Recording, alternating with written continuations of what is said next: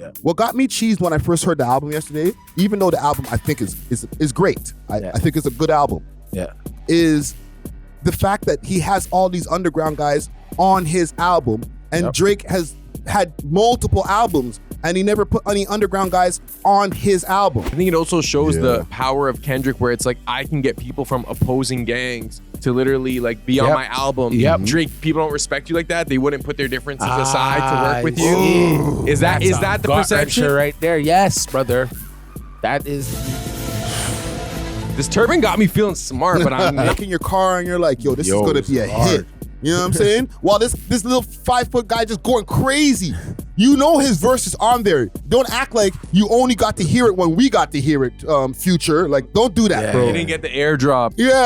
Yeah, that might be the signal right there. If you see anybody doing this, the bunny hop. If you ever see Friday doing the bunny hop, come get me, man. They got me, bro. They got you. We love hip hop.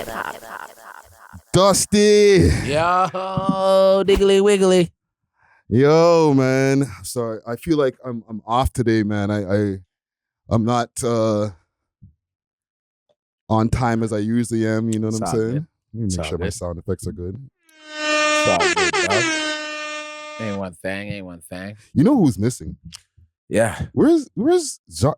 Zar told me he was forwarding today. He didn't tell me he was doing any weddings or anything. You know, no bar mitzvahs. You know what I'm saying? It's probably in the lineup at Tim Hortons, getting his order messed up.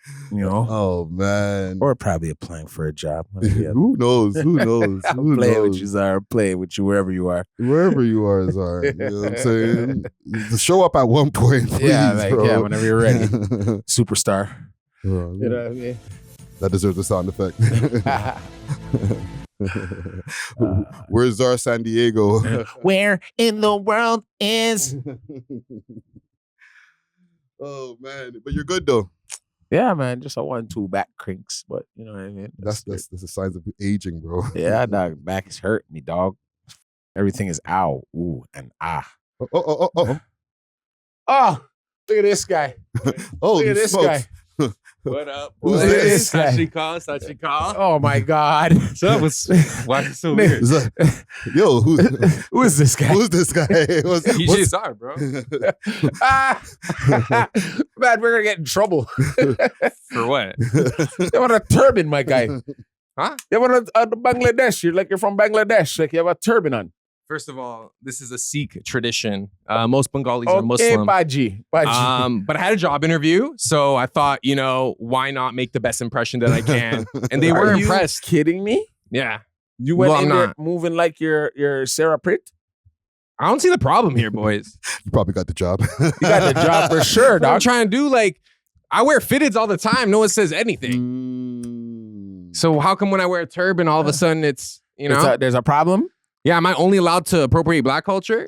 No, but you know what the thing is, though? Turkish, if you look back in the history books, you guys wore turbans too. We wore turbans, you know what I'm saying? Sachikal to all my, Punjabis, all my Sikhs out there, you know what I'm saying? It's a beautiful religion. Brown Girl out now by Waving Muzzy. Oh, shoot.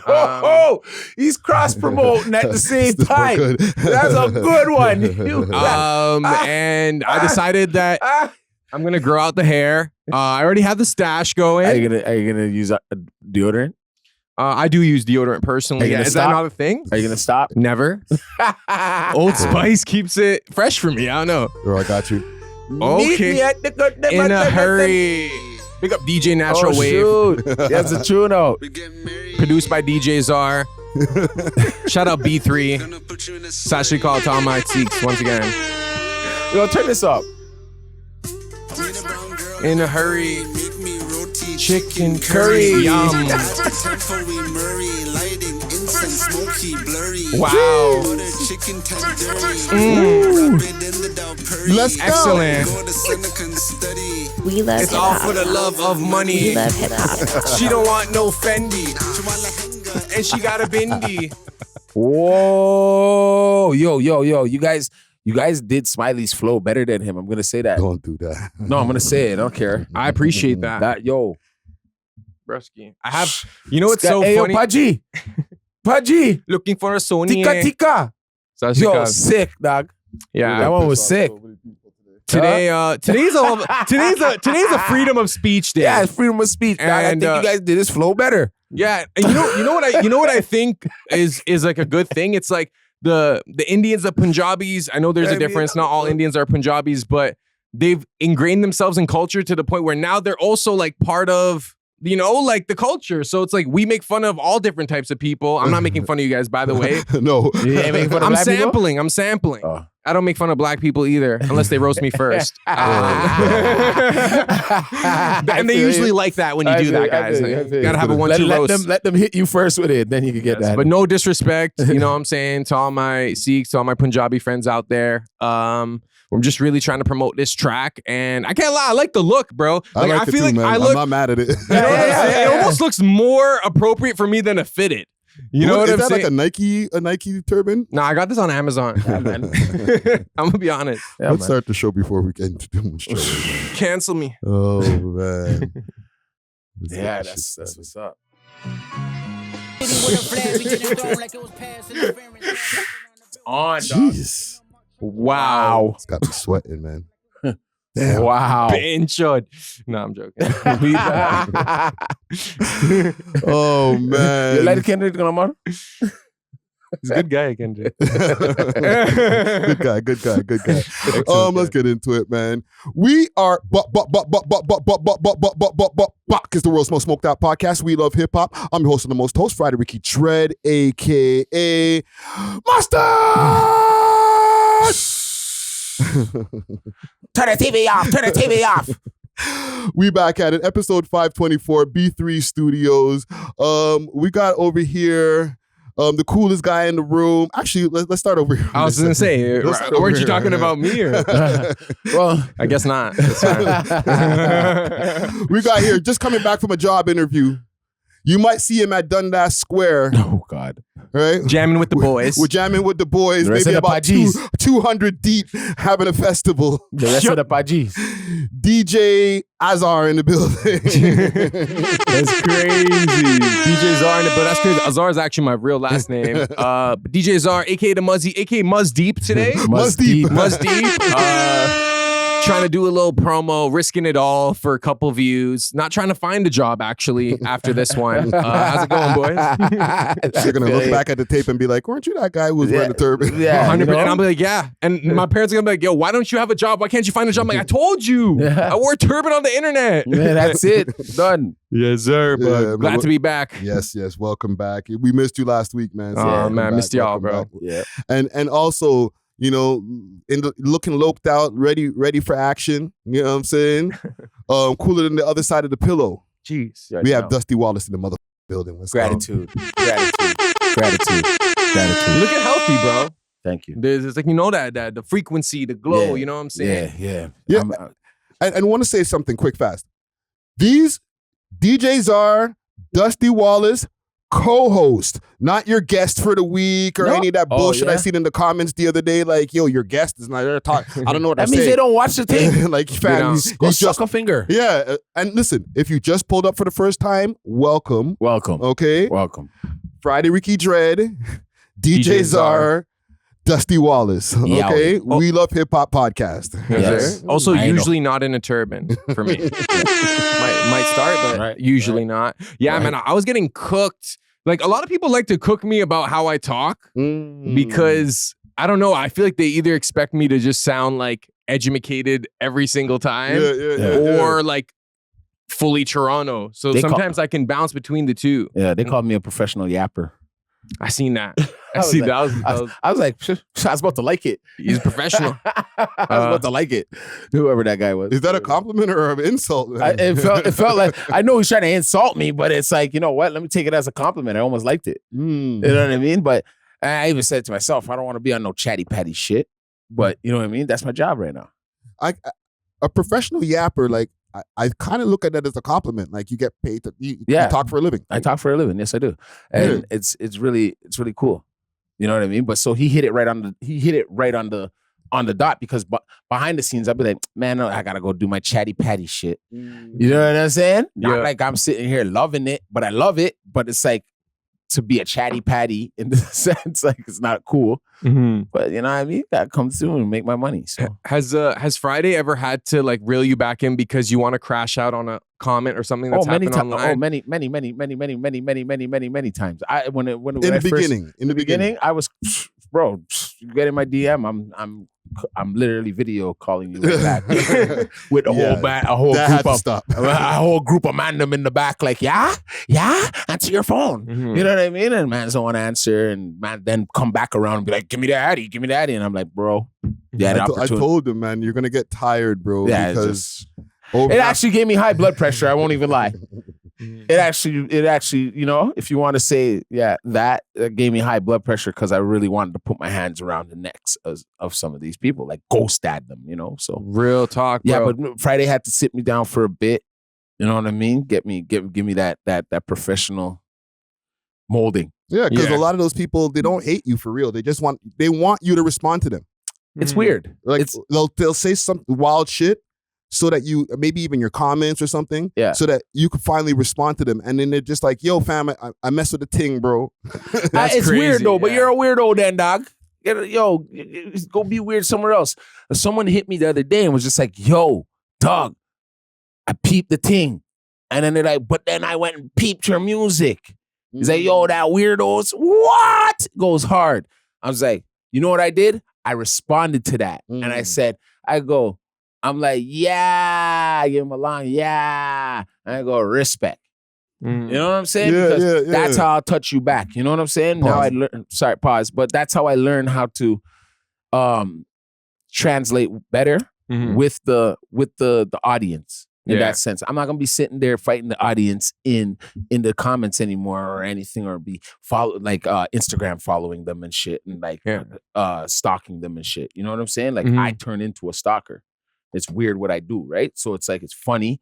But now I've learned how to keep that like separated. I don't even bring that shit home. I feel it. And it's a good way to look at it. Like that is still the audience. Even if they're like hating on one of us or hating on one of our takes, they're still the audience. They're still watching. So like, we're still grateful for y'all. Even the haters, you know, especially the haters that leave a comment, you're boosting engagement. Thank you. Know what I'm saying? Like, I respect that. And that's a fact. That's a fact. And then the other thing is, as long as they're not physically harming you or trying to say they're going to physically harm you, words are just words.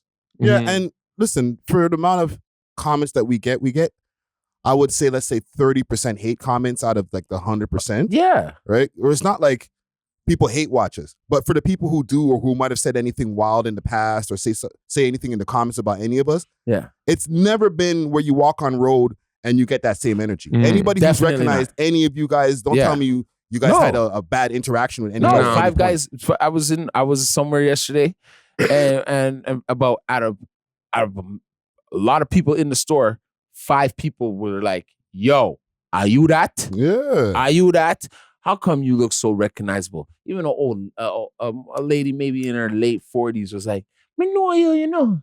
And I was just like, "Yeah, man." Yeah, the Mom Dukes and stuff. Watch.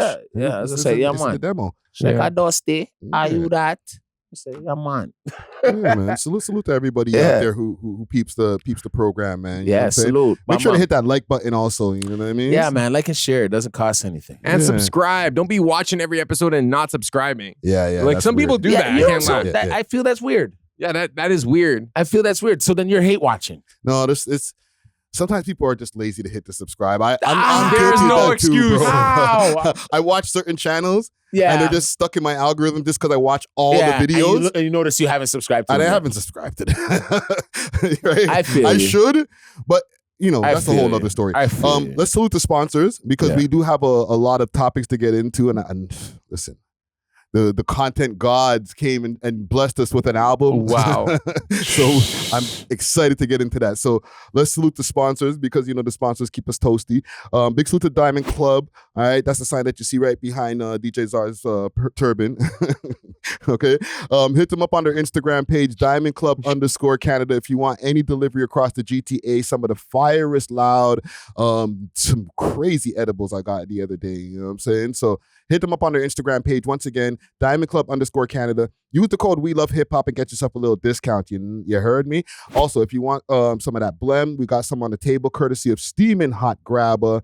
Okay, they got delivery across the GTA, and you can find some in some of the convenience stores in the West End. All right, hit them up on their Instagram page, Steamin' Hot Grabber. Hit the link, and if you can go to their website also and see the whole selection of things that they got. All right. Last but not least, big salute to Only Loud for my people in Ottawa. If you want same-day delivery, as well as same-day delivery over here in the GTA, a bunch of different legacy blends, as well as their own fire blend that they have. Hit them up on their Instagram page, onlyloud.ca, Only Loud Canada, and you could also find them on Snapchat and their website, onlyloud.ca. Gentlemen, yo, I would get into the pleasantries about how you guys are doing and stuff like that. But right now, we have pressing business to get to. We got work to do. There's more important things to talk about. There's more important things I than don't y'all want to hear niggas about lives. y'all weekend. Right? GNX, the Kendrick Lamar album has dropped. Surprise album. I'll pull up the album itself on the screen. Okay, 12 tracks. They got some features on there. Can I play something else from there? Go Let ahead, me shoot. play something else from there. This is the song that we heard in the beginning of Not Like Us. Where's my volume? Is that Squabble Up? Yeah. Squabble up. It's another hit. I was dog. God knows. Sorry, video audience. Keep the audio. Reincarnated. Both gyrating. Jeez. Okay. Okay. Before I play anything else, what are the standout tracks for you guys? I think the song Reincarnated is the song where he kind of sounds like Pac a little bit. Very up my alley. When my money gluttony was too attractive. Reincarnated. Wow. I love that song.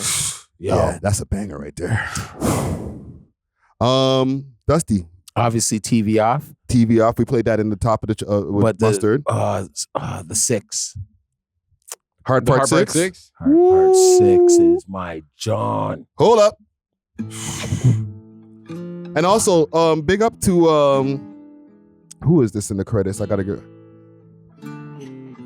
There's somebody who's always they have like mariachi singers in there. Yeah, this is some good shit, man. And these are just like the tracks that are the solo songs that you guys are talking about. He has some songs that stood out to me. Yeah. Like okay, Hey Now, featuring As Chikes is I think his name is. Let me make sure. Oh no, sorry, Dodie 6. Dodie 6. That's the dude who he sounds like he just came home from jail. I'm gonna go to his verse. Hey now, say now. Jordan is bald heads in the heckler for all endorsements. Okay, I gotta stop for a second. Because what's pissing me off is not that it's just a verse. Him and Dodie 6 are rapping together. Why you mad? Because Why you mad, Friday? Tell them why you mad, though, Friday. Stop beating around the bush. okay. And there's other songs before I get to why I'm mad. Okay. Like Peekaboo. Yeah, Peekaboo's a hard one, too. Peekaboo goes crazy. Hard. Right? And that's what As Chikes. And there's somebody else that's I think that just pops up at the end of the song too. Roddy Ricch is on one of the songs as well. Just pops out the blue. Loose Cannon pops out the blue at the end of one of the songs, right? Yep. The song here, GNX, has Hit a J3, Peso, and Young Threat on it. Yo, what would be the equivalent in terms of like the tier of rappers that Kendrick is putting on to his album? What would be the Toronto equivalent of these rappers? Would it be like if Drake did a song with like Push Keys or like Roni? Like what? Give me like the tiers. You just said it. You just said it, bro. Like that level. You can name more. Name more. Name more, Name man. more Keep out going. of the underground. Casper. Yeah. Casper. Hey. Yeah. Keep going, brother. Why don't you guys name some? No. I want you to say it. I want you to say it, dog. No, You need okay. to say it. YG. Yeah. YG. Yeah. Right? Press. Right? Haji So- Basto. Haji Basto. Yeah. That would be the equivalent. Yeah. Right? Wow. Because these guys are all underground guys. I didn't know who Peso was. I had to talk to a West Coast guy, Yeah. and they were like, "Oh, you don't know Peso? He's a Mexican rapper." Da, da, da, da. Remember I was telling you that. I was like, Right? he's a Mexican And you were telling me that too. Yeah. But Young Threat, underground guy. Yeah. Hit a J3. I only found out about him the other day because he was beefing with Top 5. Yeah. You know what I'm saying? So these are underground. I was about to say Toronto rappers, LA rappers. Mm-hmm. But are there like political conflicts, or is everyone kind of repping the same sides, or is it like he's doing opposing ends? There's Crips, there's Bloods. Like for example, there's Mexicans on it. There's everything. Whatchamacallit? Whacked Out Murals. He didn't put a K in there. He's supposed to be repping blood, but he could have put a K in there, but he put a C in there because there's a Crip on it. Yeah. He's covering all bases. People were mad at him because of the whole the pop-out show. There was no Mexicans or no Latino representation. Yep. So he went and got them on and put them on his album. Yeah. What got me cheesed when I first heard the album yesterday, even though the album I think is great. I think it's a good album. Yeah. Is the fact that he has all these underground guys on his album, and Drake has had multiple albums and he never put any underground guys on his album. Listen, correct me if I'm wrong. No, you're not. You know what I'm saying? I know he's done Smiley, but that's not an album. No, he got an ad lib, nigga. He gave him an ad lib. You got an ad lib on the deluxe. Yeah. For all the dogs. That's okay. So I think that's a slap in the face. Close as we're getting to like a local collaboration ending up on his album. On his album, I understand. Didn't they sample something from Blacka? Scorpion? Yes, but it was like you can't even tell. Exactly. You couldn't even tell that it's Blacka. Exactly. Right? But I'm saying, can you get Blacka in the studio and go back and forth on a verse with him? Don't even say, yo, just here's an open 16.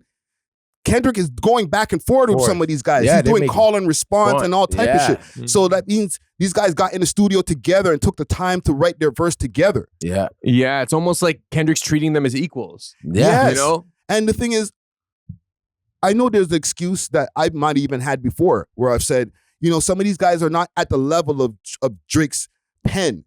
But there's nobody's at the level of Drake, Kendrick, or Cole's pen. That's why they're the top guys. So anybody who they get on a track with, they're bringing them up. Yeah. You know what I'm saying? And they're making them raise their level of lyricism because they're getting on a song with these guys. You know what I'm saying? So you can make anybody sound good, bro. And you could change all these guys, their lives are permanently changed after this. Permanently, they are able to now provide for their families independently. And all it took was that like one cosign from Kendrick. Oh, you rapped back and forth with Kendrick, like, yo, can we get a verse? Can we book you for a show? Like, imagine that happened in the city. But why hasn't it happened? Do you feel like there's some type of like political ties that is stopping Drake from freely collaborating? Because I'm sure there are artists that he likes and would collab, but it's like he doesn't want to pick sides. Nah, the first time he dangled some shit over their heads. Oh, I'll do the song with Doovie and Pressa only if you guys stop the beef. Nigga, cut the track, nigga. You think some of these people don't have niggas that got whacked? You know what I'm saying? From the opposite side? There's the politics shit, right? That's one part about it. But there's a whole bunch of other guys in the city who are not into politics. Yeah. Who are super guys and girls. Like Toby. Double M. Yeah. Havaya Mighty. Yeah. Dylan Ponders. Yeah. There's different people that I could name that are just not in the bullshit. But yo, that's like, and we did coin this term the other day, grant rap. That's like Ontario Arts Council. Like it's the rap that like people don't actually listen to, but they will get Junos. Like, but they have fan bases. Yeah. Who are these fans? I see them have fans in the States. Bases. I mentioned Toby in American circles. They're not like, who's that? They're like, oh yeah, Toby's hard. Yeah, really? Yep. Yes. But then how come when you posted a Toby interview on your page, it got maybe like a band, maybe 800 views? It's our audience. You post Honcho, bands, 8, 5. It's like, our specific audience. But it's a cultural thing too, where it's like, this is actually what the urban community is listening to, or like the voices that they respect. And like, that's no diss to Toby. Like he's doing his thing and like, that's awesome for him, you know? And he's a talented musician as well. But when we talk about cultural relevance, it's hard to say that those guys that are winning Junos are more culturally relevant than a Casper, than a Haji Basto, than a Roni. You know what I'm saying? People who would never get Junos. So do songs with all of them then. You know what I'm saying? Yeah. Even if it's not on the same album like how Kendrick did, do songs like, okay, if mans are going to catch feelings because you did a song with Pressa, then do a song with Doovie next. It's like how I do interviews. Yeah.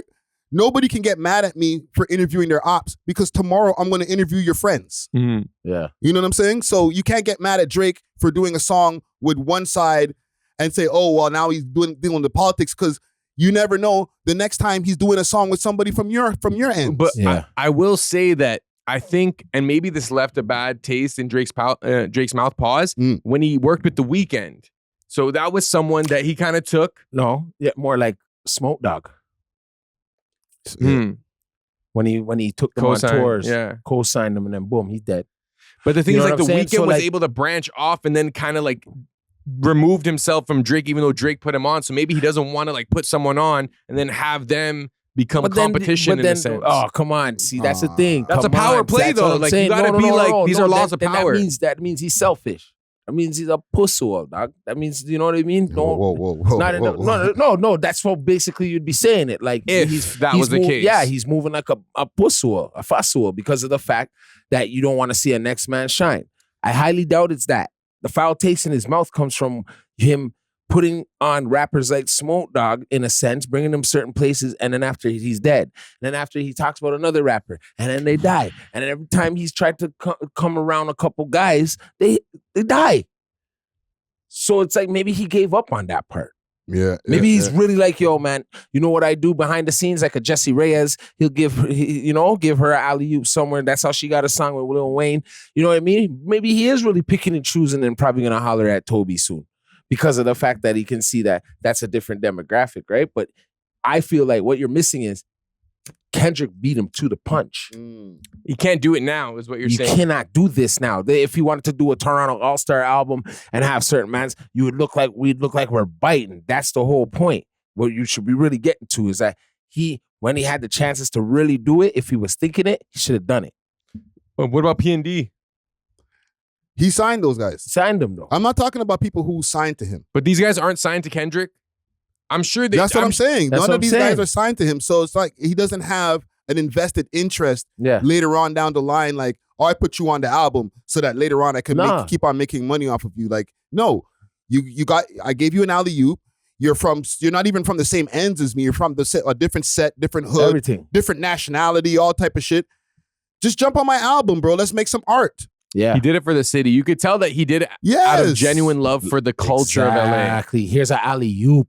Snow Day. Dunk. Snow Day. No, man. That don't count. That don't count, Why does that not count? Because it's a parody song. Yeah. It's not a serious song. Yeah. It's not a hit, but it's already a hit. But there is some type of cultural impact.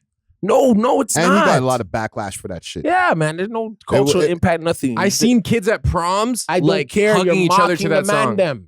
He's mocking the mandem. It's an unserious song. Yeah, fam. He's mocking. It's not like a song. It's just being like we're joking around. It's like joining in on a joke kind of thing. Yeah, he's like the mandem hanging out, and that's how they would remix the tune out there if they're hanging out by the ball court. You start remix the tune, and mandem are singing in the slang way how we speak. And it could become something like mandem remember, and they can start singing it.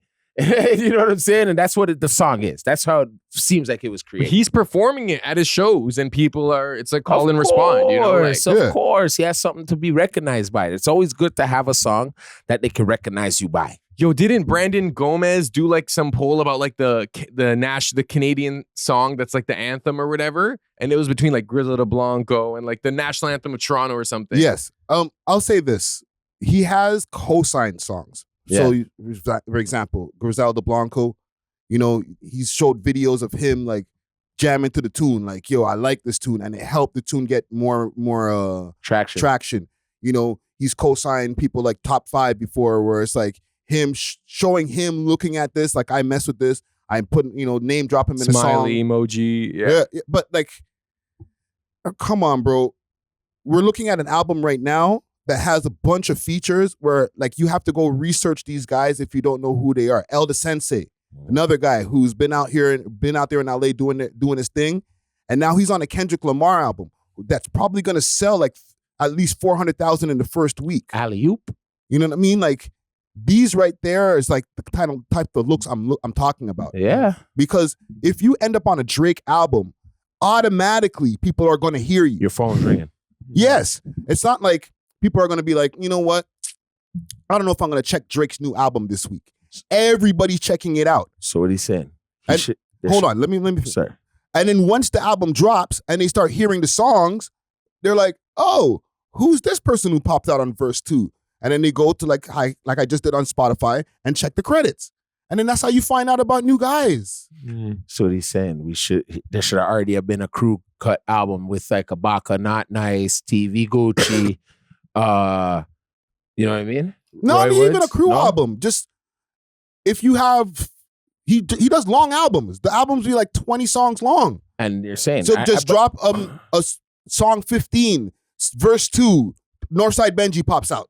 It's not even says it in the featuring Northside Benji. You literally go on Spotify and you're like, who is that? That guy is on verse 2, or that guy who was doing the hook on, song 4. It was pretty hard. Let me go check that out. Oh, he's from Toronto? Dope. You know what I'm saying? Discovery. Yep.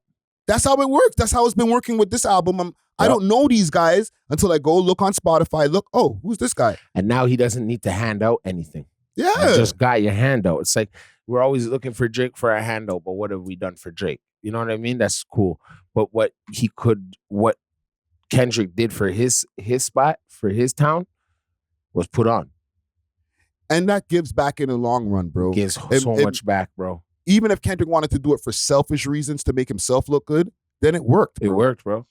But I think every good rapper has done that, where they take nobodies and put them on an album. Jay-Z's done this. He took guys from Philly and he put on state property and he brought them to radio stations and they're rapping with them, freaking doing freestyles, and we're finding out who Philadelphia Freeway is and Petey Crack. All these guys. Like Siegel. So do you think that's like the sign of like a true rapper? It's like they actually want to push the culture forward. So it's like, let me use my platform and put other people on because I want to see the scene get better. That's the definition of a rapper. That's what Wayne did for him.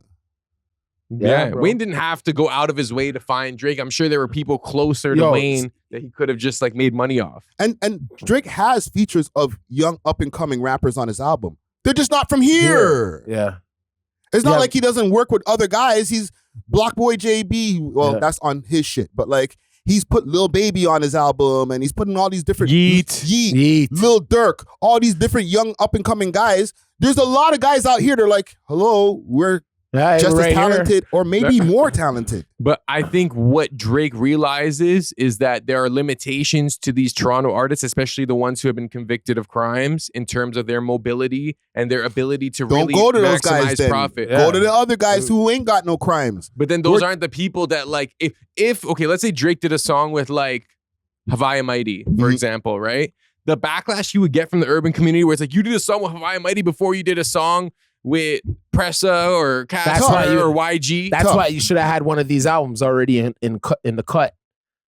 Where as soon as you got one of these cuts, next day you would see another cut and everybody would have to shut their mouth because he has one with Pressa, but then he has one with Hawaii.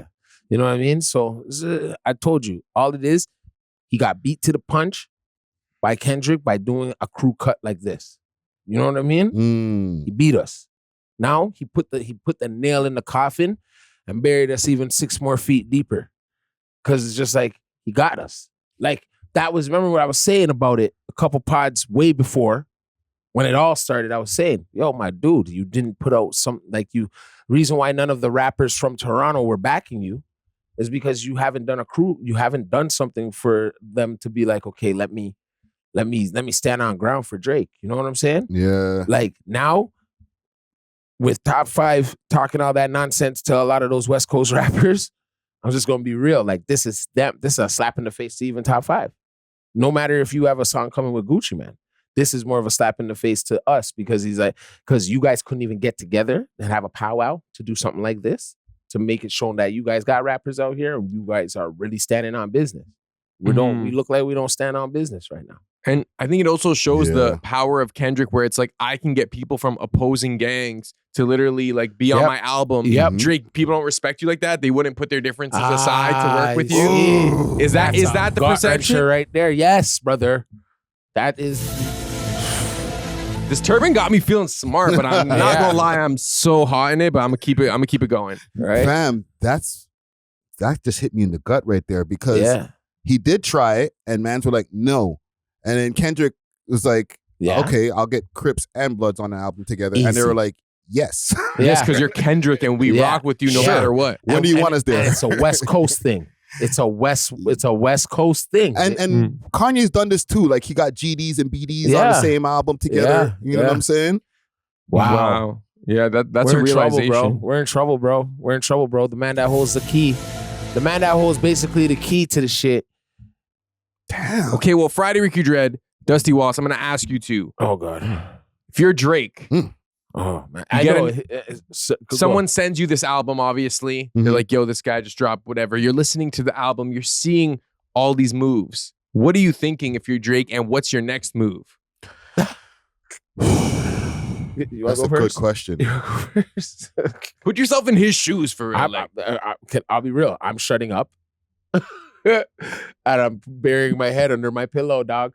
It's one of those ones. I have to shut up because if I was even thinking it remotely last week or just last night, I should just put on a couple of these rappers now on a little album. Let's put on an All-Star and then boom, the boogeyman hits you with the peekaboo. You hear GNX. You hear GNX, bro. You gave us a what? What's it called? 16-bit? What was it called? 100 gigs. 100 gig, dog. I can't even remember that shit. That's because it didn't make no sense to me.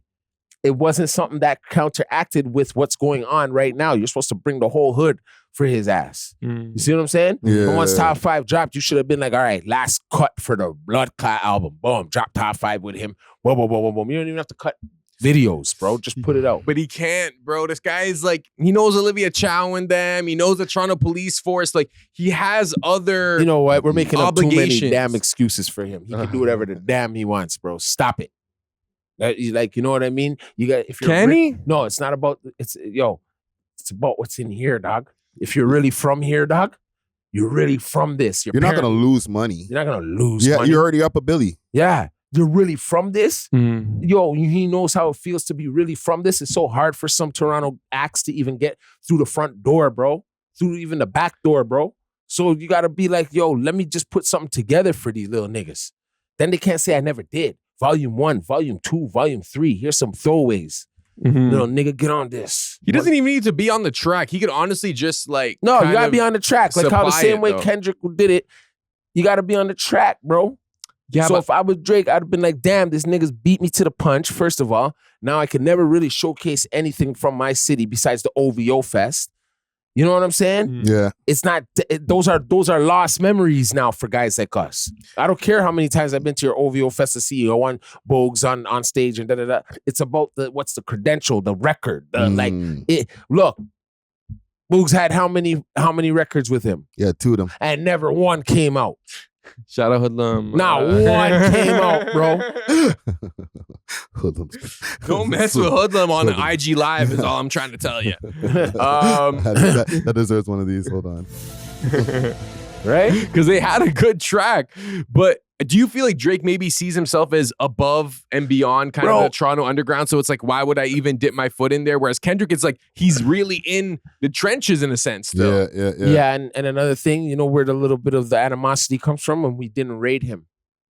When our city didn't raid him, when they were giving him a lot of problems. You guys, Hold on, your don't say generation. Yeah. Okay, call it my generation, not me personally. But call it my generation. And you know what? I was kind of personal in there, but yeah, keep going. I maybe there would be a side of me if I was Drake. I wouldn't give you guys diddly squat neither. I'd want to see you guys be peasants. You know? Yeah, but that's our generations, right? Yeah. We're talking about the new kids. The new guys had no kind of animosity towards Drake. They've always showed him love. Nah. When I was younger, you were forced to think that Drake was a pussy until he started having like these bigger collabs. But like, in order for you to seem cool, you had to be like, yo, Drake is soft. Like, Best I Ever Had times even, people were like, yo, like Drake is soft. You know what I'm saying? Even though the same mans were like would bump J. Cole and other people who weren't like doing like drill or gangsta music or whatever. But like, it was kind of like the forced perception of the man was like, okay, like Drake's a pussy. Look how many of the gullies, like they rate Drake. They talk now. Yes. They have money.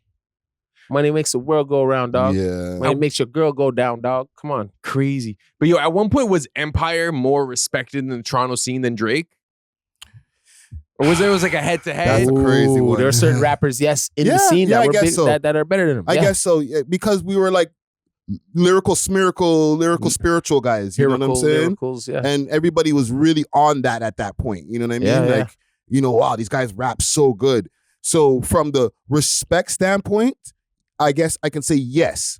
But from a more mainstream standpoint, Drake was already winning, man. Yeah. His song was getting played on the radio all the time. You know what I'm saying? Like, what was it? Replacement Girl. The Trey song. Yeah, that was getting a lot of play at the time. So he was already getting it closer on a mainstream level than anybody. But to do that at the time, people felt that you had to compromise, right? You had to either be soft or give them your softest shit because, you know, that's going to get you the grant and whatever. So even the hardest guys would give them the girl tune records so that they can get on much music. Yeah. Oh, so did Drake start off as a grant rapper? Yes. Wow. So maybe but he didn't get grants. I see the lane. He didn't get grants. No, like then that's he'd be on a different. record with like Keisha Shante. Grant. Ontario funded. Because of Keisha. Taxpayer And he was a dollars. feature. He got a grant for that? Because Yeah. I know he was paying for his first videos out of pocket from the Degrassi money. For sure. But if he got like when he did a couple features. He had a couple features. Features with some acts like R&B act girls. I remember that back in the day because I'd be watching. He had a Divine Brown feature. Divine Brown. Don't you think that's right there? That had to be a grant, a factor, something. Maybe. You go at the end of that video, you seen it. You see the Ontario. You know what I mean? You see the factor come up because it would be on Much Vibe. But to answer your question about how Drake would feel, in my opinion, I don't think he's like losing sleep. He's still the guy. He's still the top guy, right? Kendrick, yes, he's doing a lot with this album and he's, you know, but I think they already knew that it was coming. I don't think this is the end. This is not even an album. I know. It's an album. It's an official album, but this is not the album. No. You know what I'm saying? Like the one that everybody's talking about that, you know, is going to be Kendrick's big album. I think this is just something that to warm people up. And a lot of people in the industry, they know what shit's coming behind the scenes before it hits, right?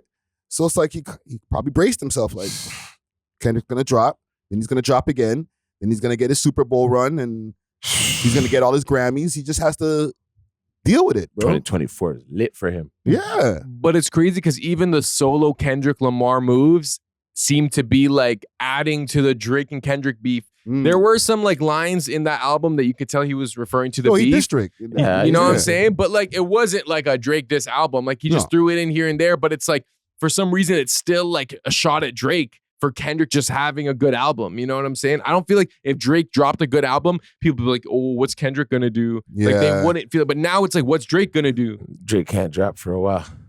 I think he shouldn't have just if you could do the shoulda, coulda, wouldas, or in hindsight, he shouldn't have dropped all of those Lucy's in between. 100 gig? Yeah.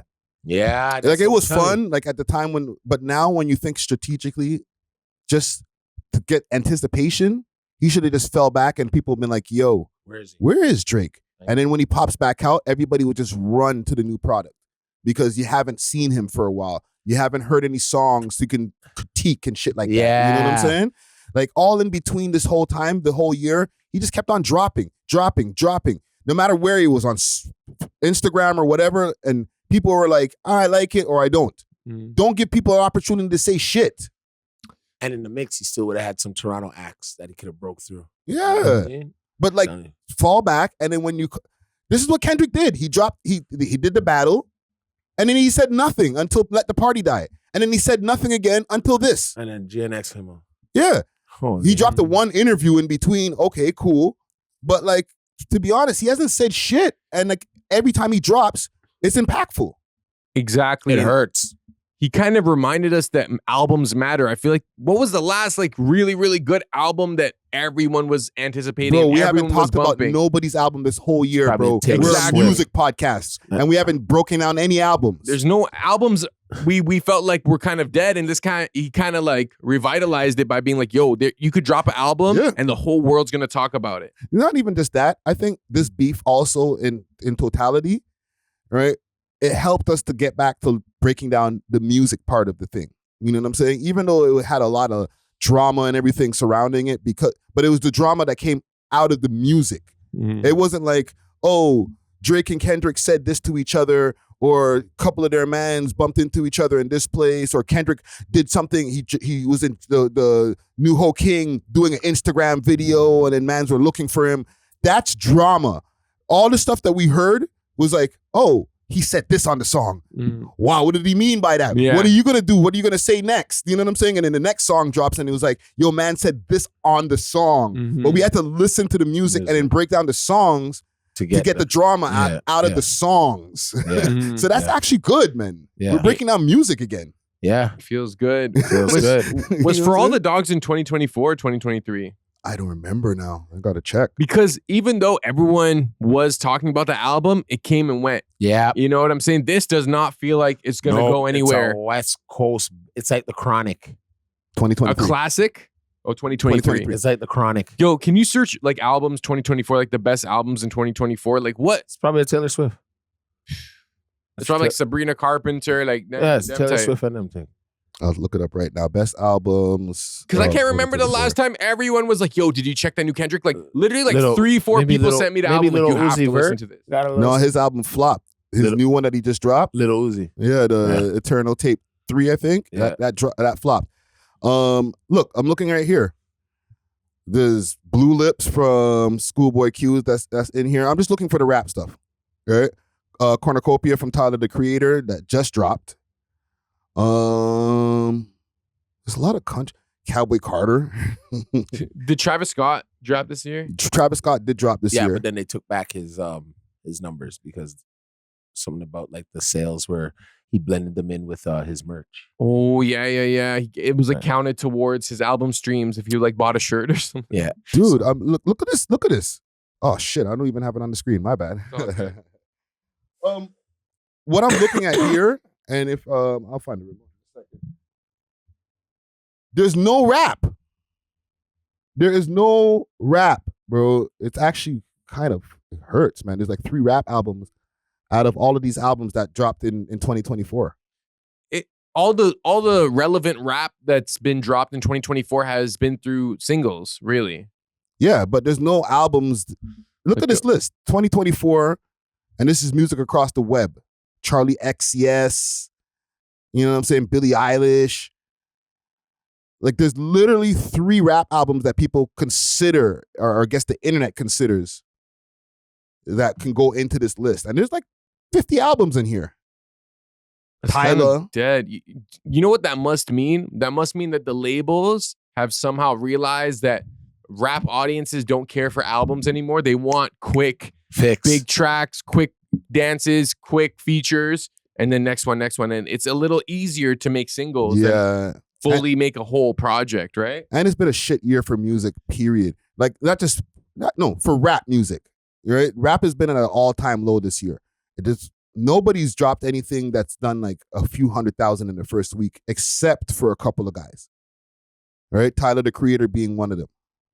But nobody's dropped anything that's been like, oh, they did 300,000 the first week. Cash Cobain, I feel like 2024. If you had to, I mean, I personally, I'm not into the drums of that genre because when you DJ it, it's so dead, you know. But it's it's vibey. It's if you have the right environment, it can work. But like if you're trying to party or you're trying to get down, it's I seen him at A Boogie's show and it was horrible. Really, live, he's not that good. Why would you say that? It was horrible because of the records that they do.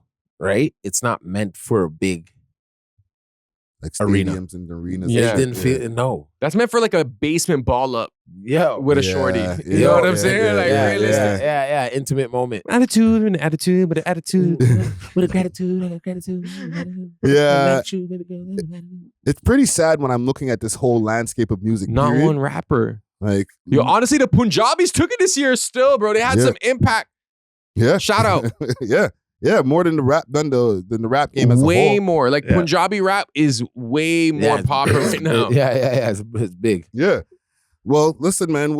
For the album itself, okay. You guys gave your favorite songs already. Yeah. What do you guys predict as far as first week sales? It's hard for me to quantify sales ever since streaming came into it because it's like I don't know how much. One sale is equivalent to in terms of streams. And I know these guys are like botting streams too, like even the major ones. I'll give you guys comparisons. His last album did somewhere around 400,000 or something in the first week. But damn, the album before that did like 600,000. But times have changed. Like, sales are lower now as a whole and for everybody. He might. I feel he'll do like a 200. 200? Yeah. I mean, I just have no idea how to quantify it, so I'm gonna just go $1 million. $1 million? Yeah. That might be a bit too high. That's like Taylor Swift numbers. No, Taylor Swift. But like we said, like what other rap album are people checking for? Like all the hip hop fans in the world, all the rap fans in the world, they have one album right now to take in. There aren't thousands and thousands of like albums that are this culturally relevant, especially post beef, especially 2024. Like what else? Who else is he competing with? The Game, LL Cool J's new album or whoever dropped. You know what I'm saying? Like. So he has a monopoly right now. He's winning. Yeah. I'll say probably around between 200 to 300,000 in the first week. Yeah. You know what I'm saying? Just based on just the economy right now. The West Coast alone.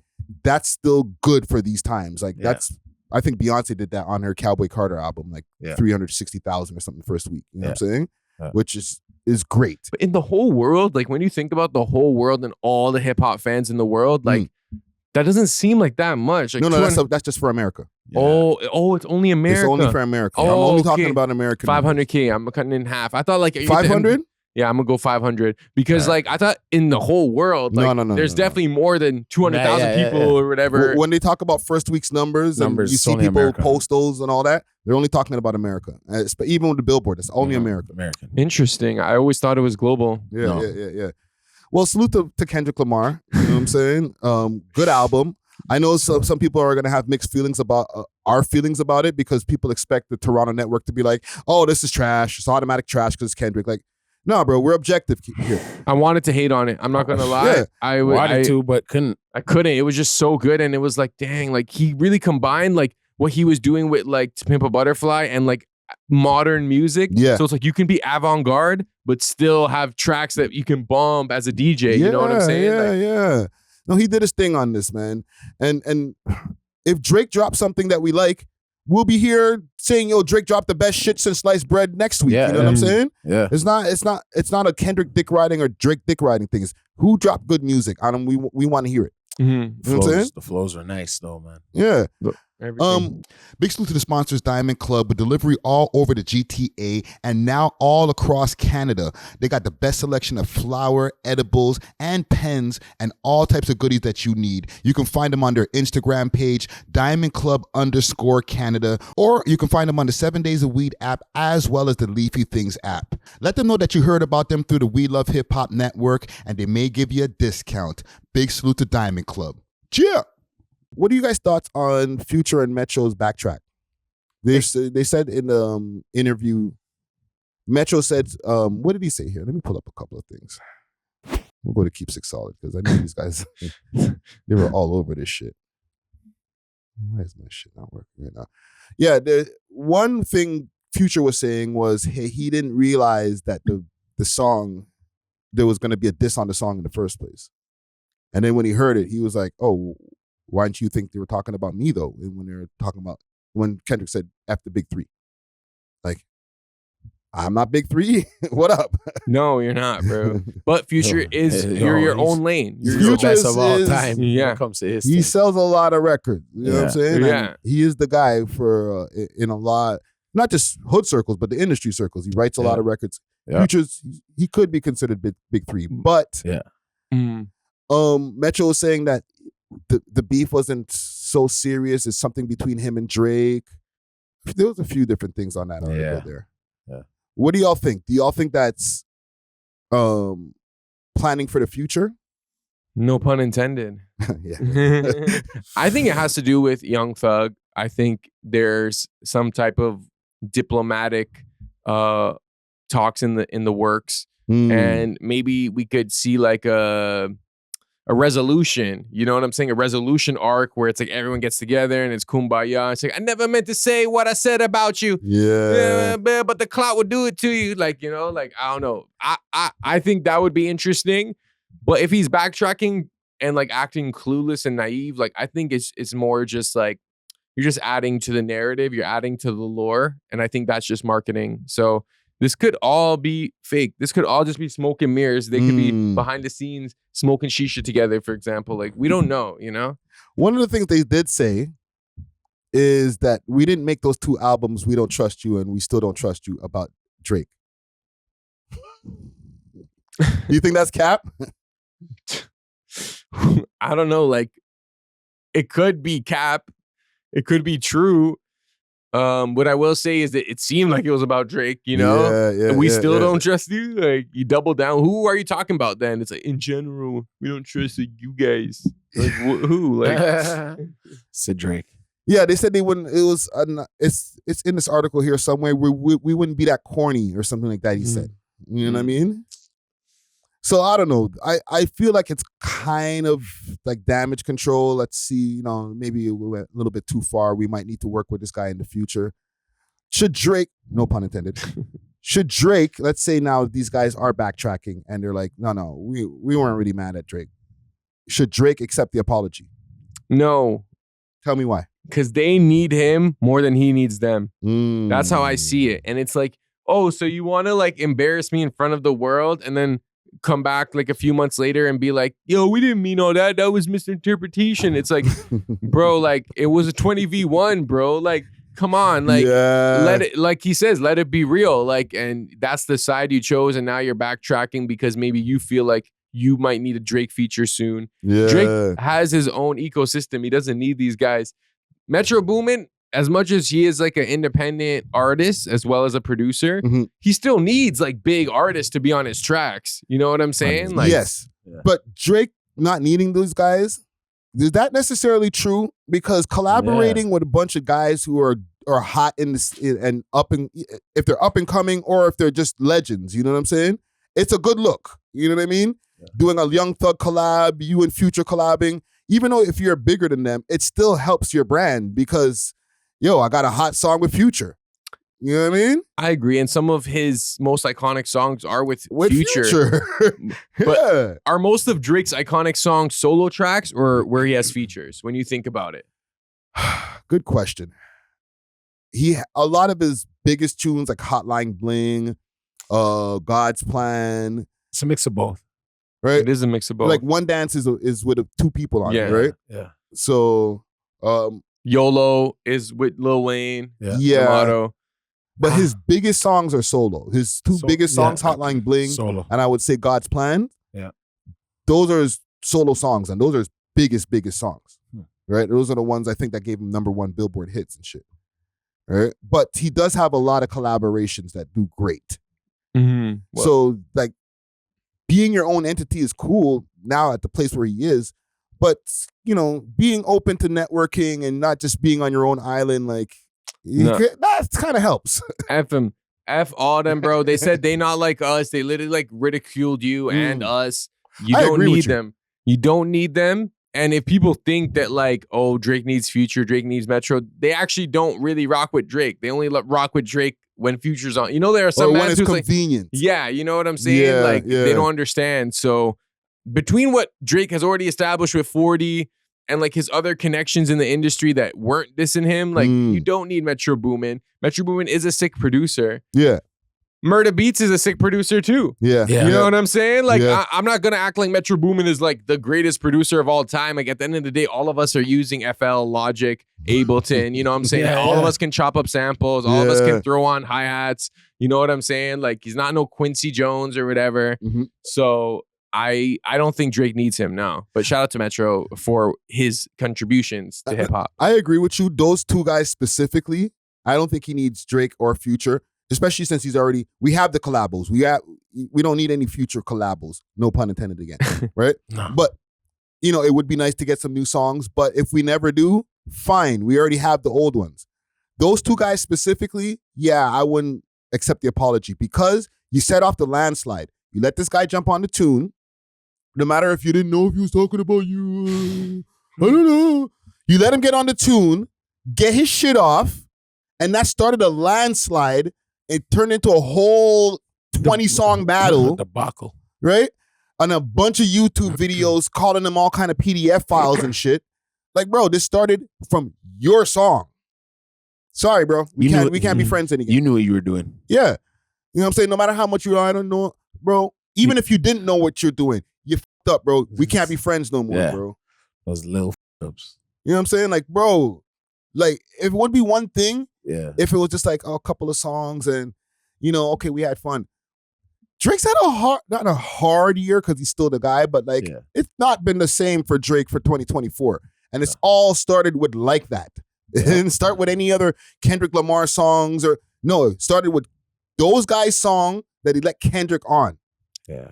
But we also have to acknowledge the years of sneak dissing one another, first person shooter. Like it wasn't unprovoked is what I was trying to say. It was already bubbling from years ago, maybe 10 years ago, Yeah, so go get your shit off and do a 2-track song or 2-verse song, and diss Drake. Don't get on our shit and diss Drake. He's our friend. Unless he's not. These Americans, like, I don't know if this is like a code thing, but it's like even DeMar, like you didn't think to yourself like, yo, like I'm pretty cool with Drake. Yeah, Kendrick's my boy. He's from the same neighborhood, but let me at least play neutral. Yeah. Let me not act like Drake didn't like put me on in a lot of ways. You know what I'm saying? Like it's just logical. You know what I'm saying? If someone's dissing you, if one of my close boys made a diss track about you, I'm not going to be on stage dancing. You know what I'm saying? I'm like, yo, Friday's my boy. That's my boy too. They have a beef. Let me just like stay in the middle. You know what I'm saying? It's not even, and that's with DeMar. That's the dude on stage dancing. You're talking about listening to the song in the studio. Writing bars. Yeah. You're hearing the playback and then you're going back in your car and you're like, yo, this is going to be a hit. You know what I'm saying? While this little 5-foot guy just going crazy. You know his verse is on there. Don't act like you only got to hear it when we got to hear it, Future. Like, don't do that, bro. You didn't get the airdrop. Yeah, like, you listened to it in the control. You probably were in the studio when Kendrick laid the verse. And you didn't even know he's playing dumb like that, eh? Nah. And if not, when he sent it back, don't tell me Future was just like, yeah, just sync it to the beat and I'm going to go in the room and go sip some lean. Nah, bro, let me hear that. Okay. Fuck the big 3. It's just big me. Okay, cool. He didn't go, clutch my pearls. Are you talking about me? My pearls. You know what I'm saying? It went over his head probably. He said, nah, that didn't go over his head. He said, were you talking about that boy Drake? Fantastic. Yo, when are we going to drop this song? Right now. He probably got even more excited. Yeah, because he would have told Kendrick, like, are you talking about me? Yeah. You said big 3, right? But he knows what the big 3 means. You know what I'm saying? Yeah. Like, what's the date of this interview? You're telling me that on November 21st, 2024, let's say it was a month before they did the interview, let's say in October, he was like, oh, you were talking about, wait a minute. You should have, I didn't even realize. It took you that long, right? Okay, Future. And don't even tell me it was the lean because you lied and told us you don't do that much lean. You don't even do lean like that. Yeah. You're probably sober as hell. You heard the song and you said, oh, shoot, you about to this, that? Boy, damn. He did me something. He did me something astronomical. He did something to me so astronomical. And if not, if it went over your head, Metro said, oh, shit.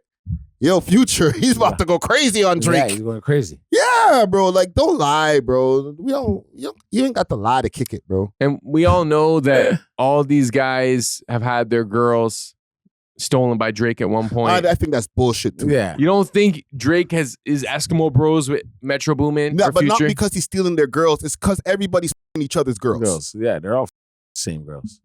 It's all the same shit. It's like, oh my God, Drake's smashed one of the same girls as Future. So did 10 basketball players. Yeah, but it's different when it's your homie.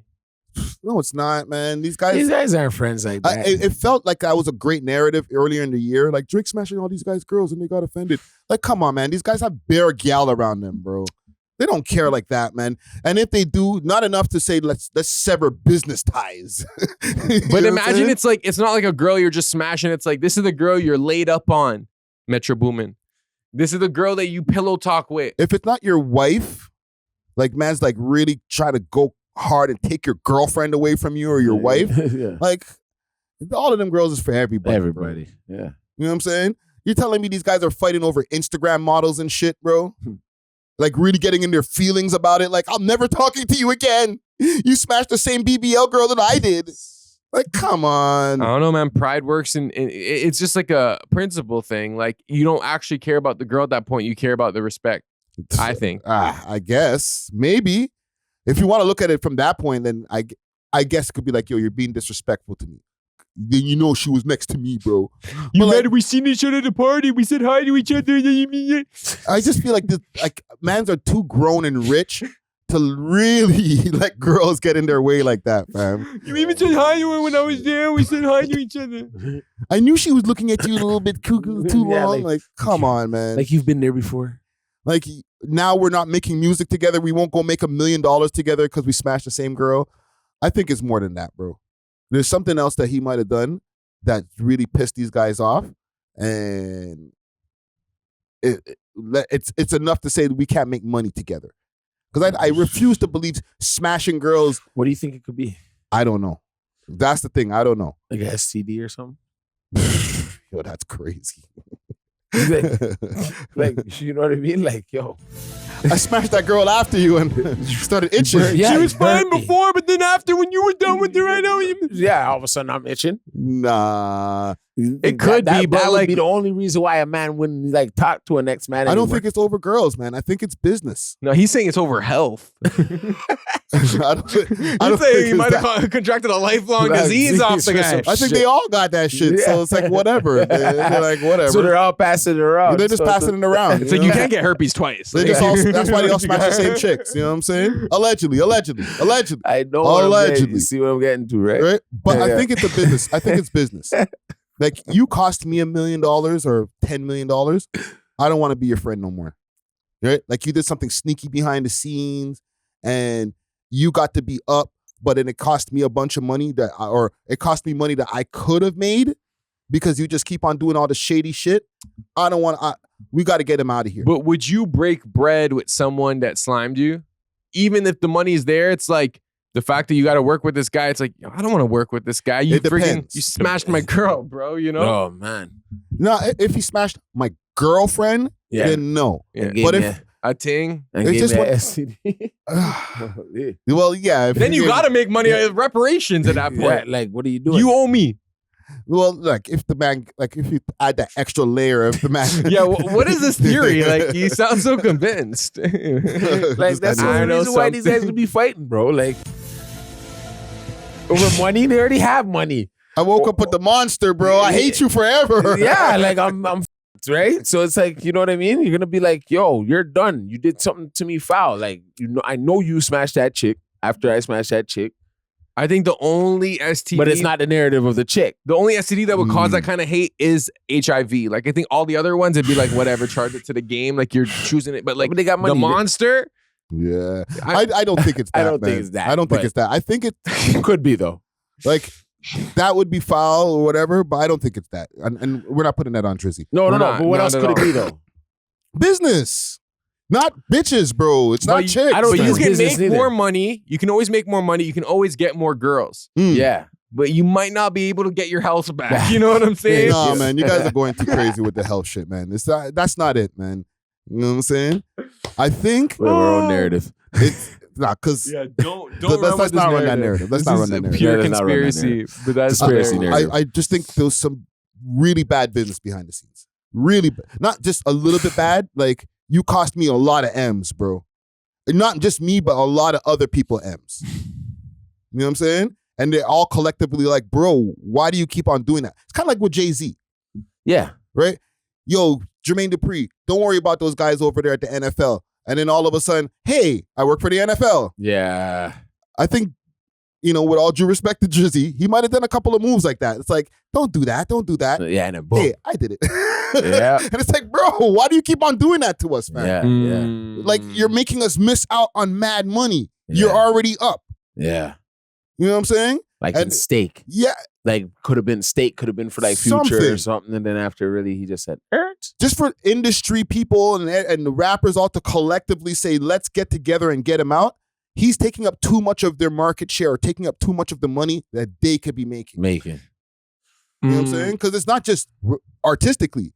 Business guys are like trying to push him to the background. Like, he's fighting with his label, basically. But you have to look at who was beefing Drake at the peak. None of them were light skinned. No, I feel like this is like some deep seated internal black conflict between like dark skins versus light skins. On top of that, he's Canadian. On top of that, he's making more money. So like, it could be like just because this has happened before. Nothing new is under the sun. They're like, yo, like this guy's getting all this. Yo, he's not even that nice. Yo, we put him on. We're the one who made him cool. Without us, he'd just be a little Canadian. You know what I'm saying? So, I'm not saying that's the reason, but that could be like an aspect of it in my opinion. Yeah. We'll never know, man. At this point, well, maybe we will. Maybe Drake will say something at one point and say, "Listen, this is why I think all these guys hate me." You know what I'm saying? Pull up, Drake. We are ready for the interview. Anytime. Yeah, man. But salute to Drizzy. I don't know if I want to give those guys a salute, man. Nah. I don't know if I'm gonna skip this Meek Mill story. Maybe we'll come back to it. Okay, Meek Mill crashing out. All right. Because I just want to touch on some Toronto topics quick fast, man. Do y'all want to see this Meek topic? I like the next topic. I want to take a quick break from this episode to give a big shout out to Only Loud, Canada's one-stop shop for your favorite legacy brands and all things loud. Only Loud provides mail order delivery nationwide and same-day delivery to those in the Ottawa area. Check them out at onlyloud.ca or follow them on their socials, Instagram at onlyloudcanada or on Snapchat onlyloud.ca for more exclusive content. Only Loud is not just a product, it's a lifestyle. Big salute to the sponsors. Cheer! Yeah, so I have Top5 and the Wassas. They hit Thailand. They're shooting I seen them shooting a music video, or maybe it's behind the scenes. Apparently, French Montana tried to bring out Top5 as a special guest. Yes. And so what I'm playing right here is I beat a murder case. So this is him coming off of the PJ, right? They just came from Dubai. And from Dubai, they went to Thailand, right? And they're shooting the music video over there. And there was a show. The show was in Thailand that you're talking about, the French Montana show. Yeah. Right? They told him, no. You move from the gates. There's a whole long thing about it. I think I posted it in my stories, or it might be in my files here. I have it here. It says, and I don't know who the text message is from, who the blue is from. Maybe a promoter. Right? It says, and regarding the backup dancers and where they can enter from to get on the stage, French wants to bring Top5 on stage with him. Okay, that's 3 different messages.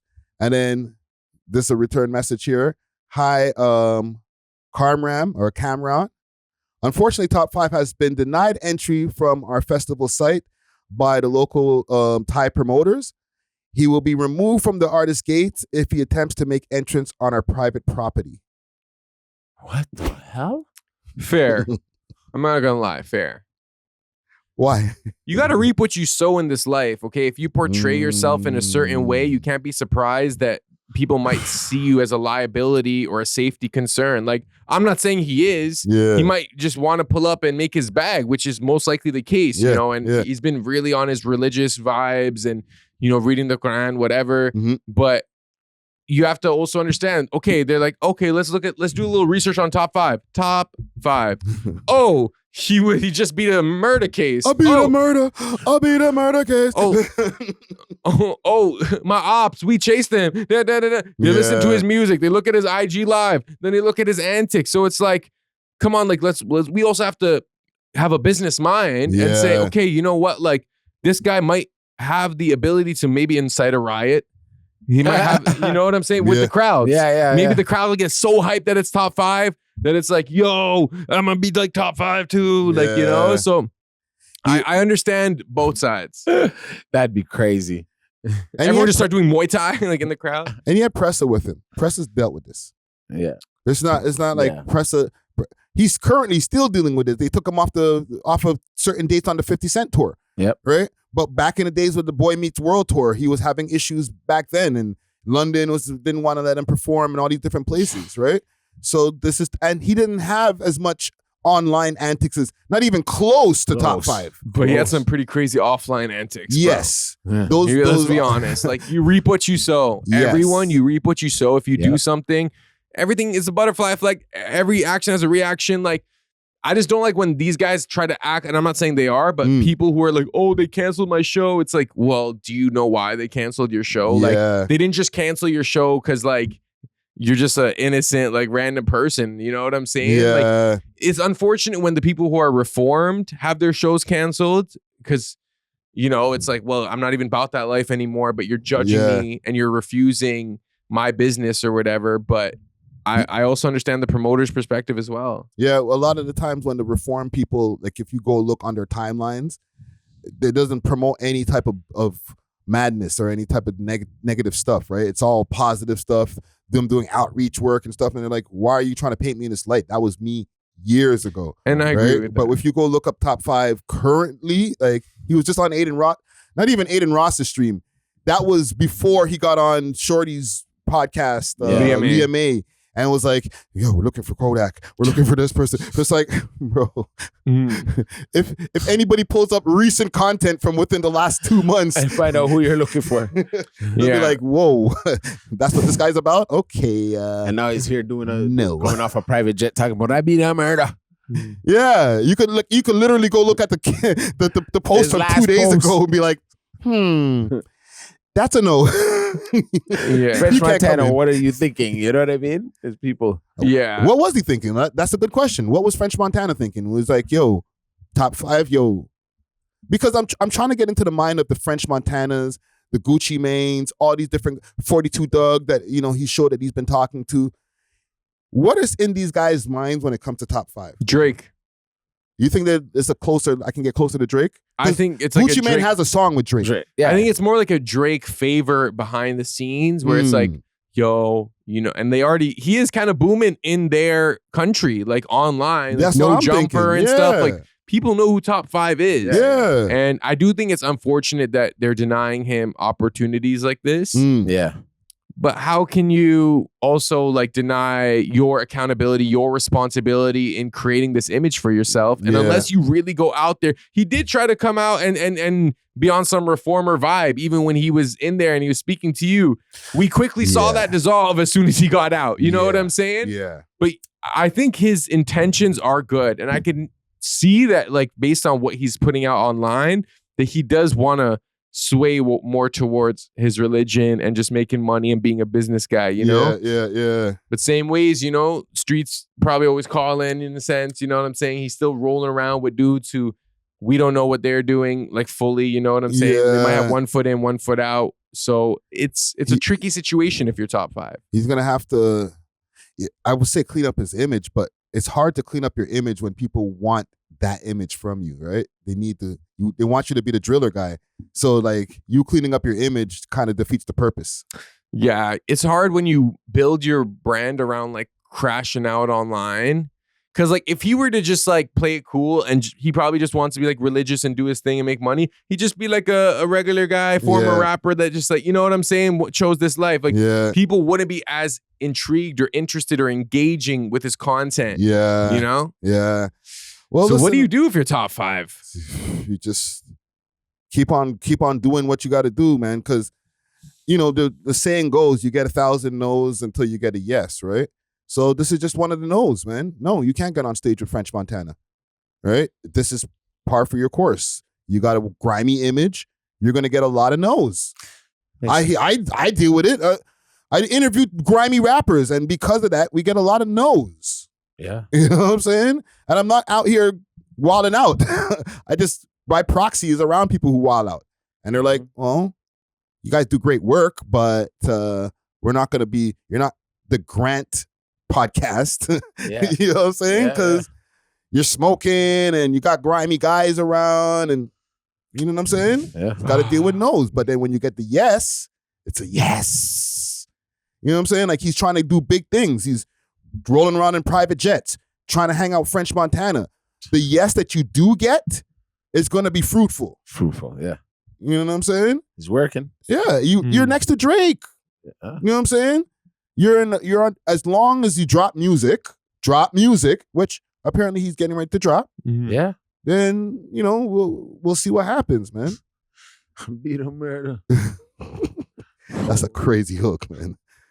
Okay, can we slide back to this Meek Mill shit for a quick second before we go to our last story here? I don't like this last story. I just saw it. I'm offended. So Meek Mill, he's got on his Twitter page and he said, a few different things. He said, none of these publications are black owned by black men posting things to destroy the names of brands of the culture. I'ma stand on this. I know it's somebody behind this. I'ma start a war behind it too. When I find out. And in the slide here, he has like all of the different posts of him associated with Diddy. Oh, poor Meek. So he's saying that it's a conspiracy behind people associating him with Diddy. Right? He had the video the other day saying, yeah, no Diddy gang. No Diddy gang. But do you think that it's a conspiracy that's been going on, why everybody's trying to put him in some kind of compromising position with Diddy? I think it could be a conspiracy because I know he was all about the prison reform and, you know, you could tell like maybe the mainstream kind of turned on him a little bit. Yeah. There are also like there's suspect footage of him and Diddy like that is on the internet. And I don't care if it's posted by a black owned company or a white owned company. It's just there. You know what I'm saying? Yeah. I also do want to add that like, I think there are probably some black owned companies that probably ran with the narrative that, oh, Meek Mill and Diddy, blah, blah, blah. You know what I'm saying? We had fun with it. I'm not going to act like I didn't have fun with calling, you know, Meek all kind of Diddy things. You know what I'm saying? Right? So, but I think right now, this is a good form of damage control because it is kind of like, okay, you can kind of blame the white media enterprise for ruining my image.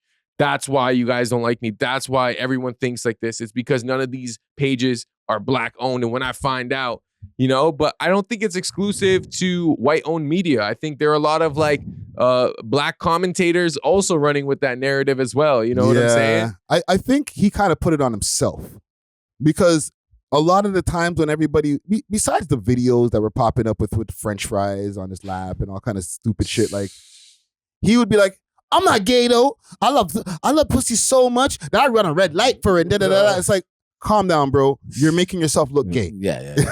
A lot of excuses. Yeah, like French Montana is signed to Diddy or was signed to Diddy. He has very compromising pictures with Diddy. Yeah. He's not said nothing since Diddy's been arrested. He's just doing his thing, smoking hookah, performing in Thailand, right? Which Thailand can be a little bit kind of weird too. They got a lot of the little bussy boys over there. Freaky, guys out there Bangkok. Yeah. So what do you guys all do in there? But I know, right? What do you guys do in there, guys? Lady boys. The bussy action. But with French Montana, he never said nothing. He still hasn't said nothing. French Montana hasn't commented on Diddy. He can't. But he won't. Because then the slip and slide tapes would come out. Stop this.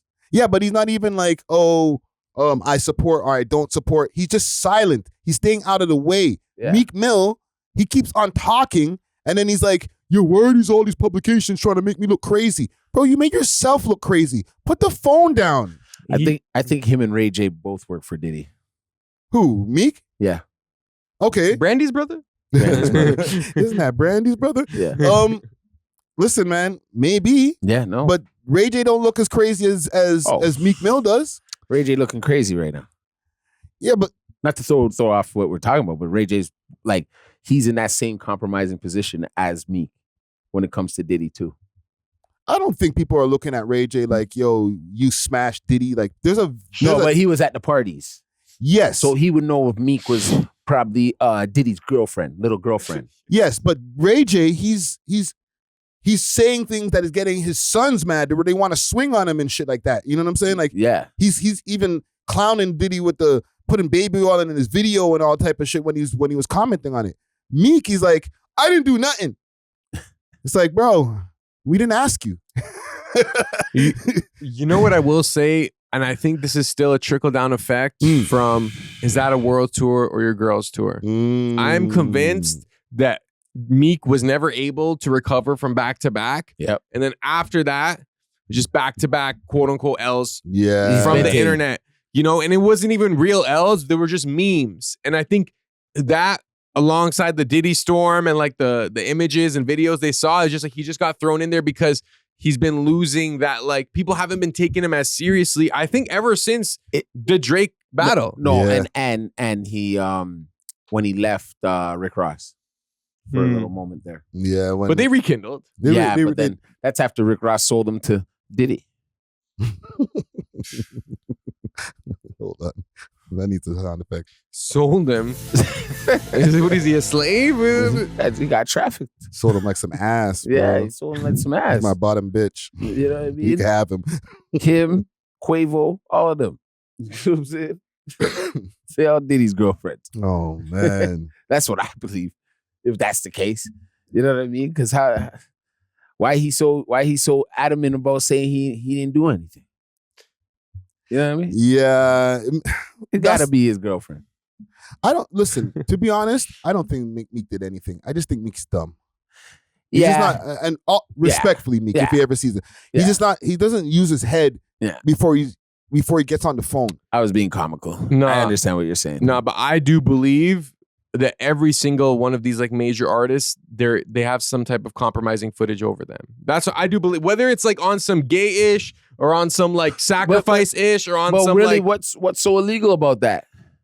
It's more the image. It's like for Meek, like that would be detrimental if like it came out that he was, you know what I'm saying? Having SCX with Diddy? Yeah, as a gangster. Or sitting on Diddy's lap at one of his parties? Yeah, but I think those guys all do that, bro. I'm not gonna lie. I'm so deep in the conspiracy rabbit hole that like, and I've heard like there've always been people, come here, Meek Mill, come sit on Daddy's lap. Bro, there's a video of Meek Mill doing those bunny jumps. You know what I'm saying? That's like humiliation. Like that's like some Michael Rubin. Like I'm telling you, like even like Aiden Ross was caught doing that. Even Chromas has a video of her doing these like bunny hops, and I know like there's some type of financial gain or like involved where it's like oh, like you want to be on my good side, do this. It's a power play. The bunny hop is the signal. If you see any artist, any type of creator doing the bunny hop, that's the dog whistle. Like, help me, or compromised. Or come and get me. I believe that. Do you believe that? I actually believe it, because why else would you do a bunny hop? Bunny hop, so you got all the money in the world, you're booming, but a man tells you to bunny hop and you do it with no hesitation. Yeah, I'm gonna because he's gonna say he lost the bet, right? Why would you agree to that bet? Yeah, exactly. And what else? You lost the bet. You're gonna bud. Yeah, you're gonna bunny hop after you bunny hop off, you know. And I'm questioning who you're betting that's gonna be like, you know what you should do if you lose? Bunny hop. Yeah. Like, let me humiliate you on the internet. You just when you mentioned it, like as a multiple people have done doing that, I'm like, wait a minute. He's right. Wait a minute. He's right. Yeah, that might be the signal right there. If you see anybody doing this, the bunny hop. If you ever see Friday doing the bunny hop, come get me, man. They got me, bro. They got you. They get me out of there. Oh, let me see if I can find like a compilation. The bunny hop compilation of if you find it, celebrities doing the bunny hop. I'll insert it into the video, man. Bunny hop. Right now. But salute to Meek Mill, man. Okay, I got this last story for us here. Big salute to Steamin' Hot Grabba with a variety of different Grabba flavors and dispensers. They got red rose Grabba, that red herring Grabba, and peanut butter. Hit them up on their Instagram page, Steamin' Hot Grabba, and use the code WeLoveHipHop and receive a discount on your order. Again, you can find them on Instagram, Steamin' Hot Grabba. Now let's get back to the show. Cheer. Indian emigration getting cut down. Oh, here we go. Over the next 3 years. I got time today. Here we go. Now, salute to DJ Zar. I'm representing the Indian perspective. Wow. Indian Canadian perspective, though. You sent me this video. Oh, yes. Right? Justin Trudeau. It's on his YouTube channel. It's got 1.1 million views in 6 days. That's so weird because it had like 1 million views in 3 days. And then over the next 2 days, you only get 100 bands. Ain't nobody watching. Fake news. Fake news. Fake news. Fake news. Right? So can't believe him. Here's what Justin had to say. I'll just play the beginning. Your boy. My boy. You're mad. Bad actors like fake colleges and big chain corporations have been exploiting our immigration system for their own interests. So we're doing something major. We're reducing the numbers of immigrants that will come to Canada for the next 3 years. Today, I'm gonna let you in on what happened where we made some mistakes and why we're taking this big turn.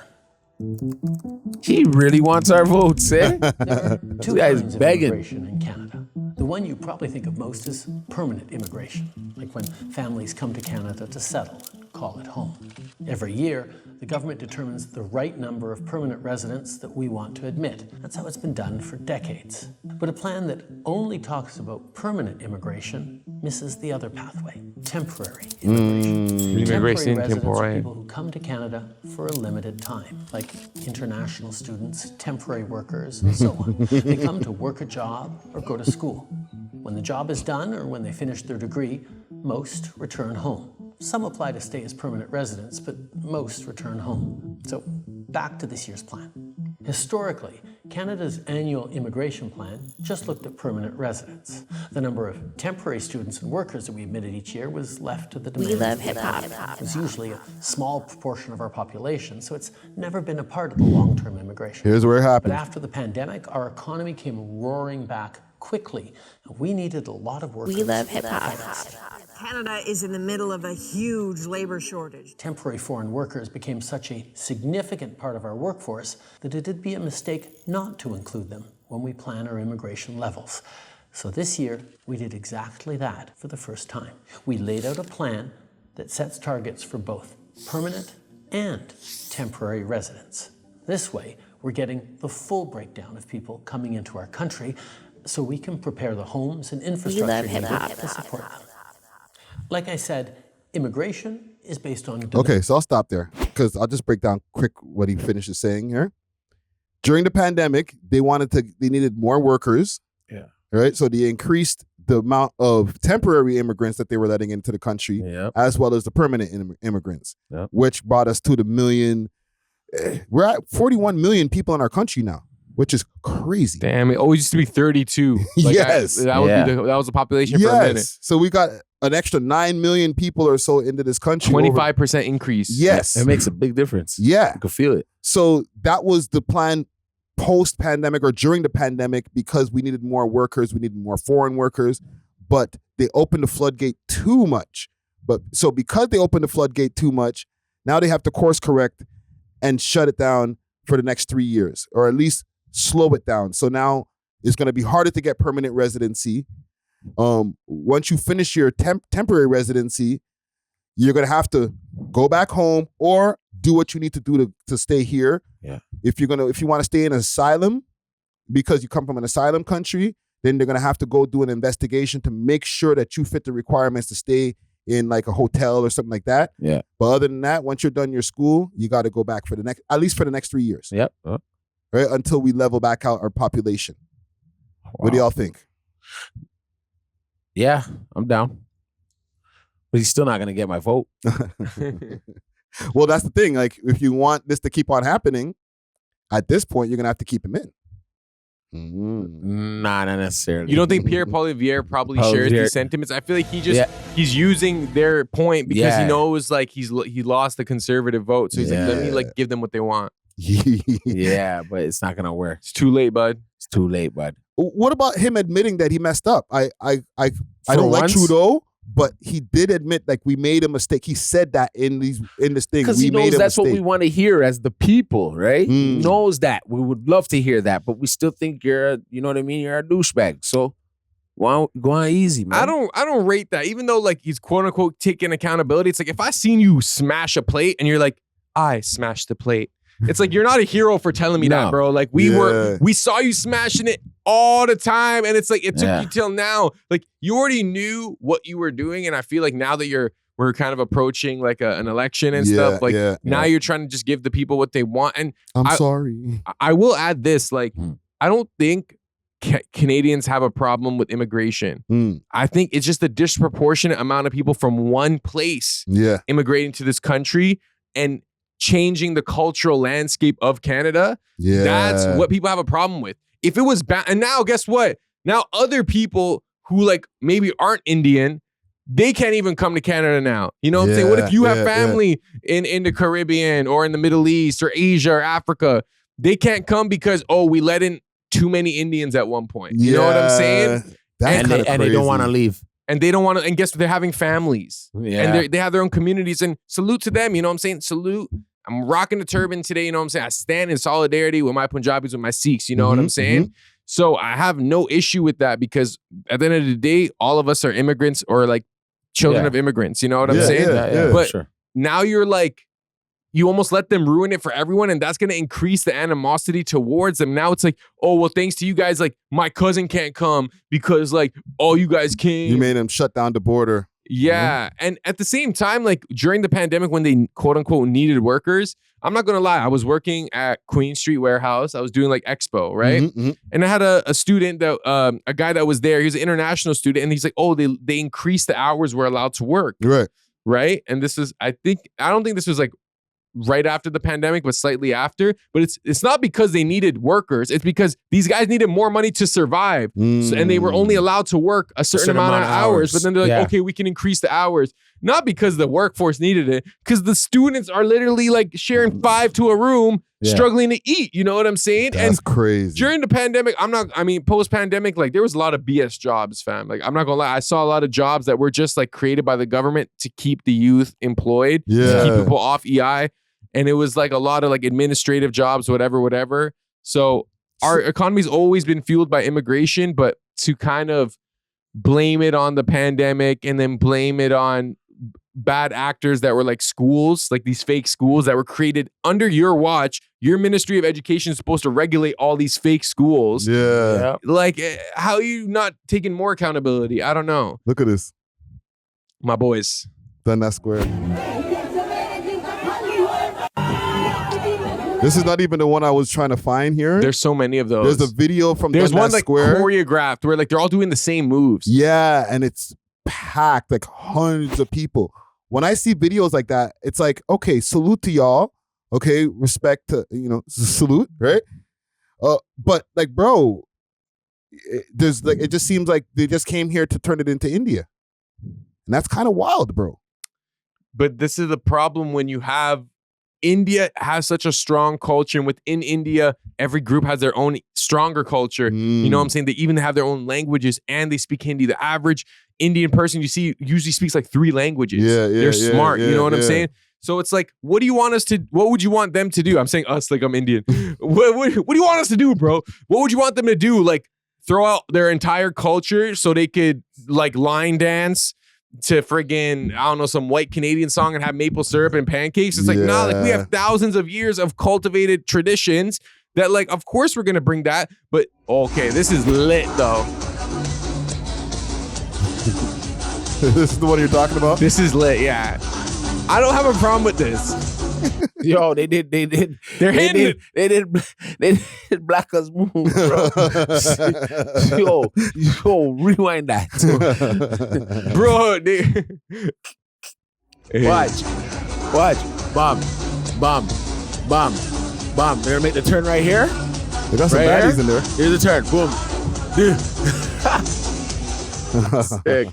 Okay, but yo, this is so kind of eerie. But imagine you guys like we're all like the same tribe, right? And we go to a next area and we start doing our dances. People will be like, "What the hell?" Bro, that's war, fam. That's like marking your territory. You know what I'm saying? That's like, and this is kind of what they have done, whether it's like subtle or like conscientiously, like they have really marked their territory. I have no problem with it in a racial, historical, everything kind of sense, right? Cultural sense, because my parents are from the Caribbean, and in the 70s when Caravana first landed, how do you think the white people were probably thinking of us when they seen my women getting wine up on in the middle of the lakeshore? Not even Lakeshore. Not even Young Street.